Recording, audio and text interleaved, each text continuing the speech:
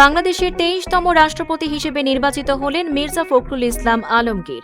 প্রায় ৩৫ বছর পর অনুষ্ঠিত প্রতিদ্বন্দ্বিতাপূর্ণ এই নির্বাচনে ১১ দলীয় জোটের প্রার্থী কর্নেল অবসরপ্রাপ্ত অলি আহমদকে হারিয়ে দেশের নতুন রাষ্ট্রপতি নির্বাচিত হলেন তিনি।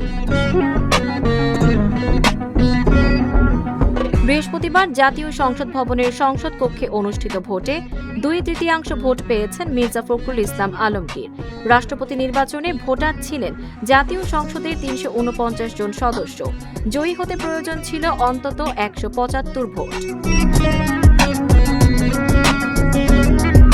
বিএনপির রাজনৈতিক পথচলার সাথে দীর্ঘদিন যুক্ত থাকা মির্জা ফখরুল ইসলাম আলমগীর রাষ্ট্রপতি নির্বাচিত হওয়ার আগে দলটির মহাসচিবের দায়িত্ব পালন করেছেন।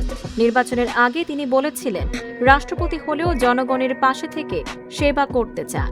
আগামী ২১ আগস্ট বঙ্গভবনে নতুন রাষ্ট্রপতি হিসেবে শপথ গ্রহণ করবেন Mirza Fakhrul Islam Alamgir. Tanjiba Nowrin, face the view.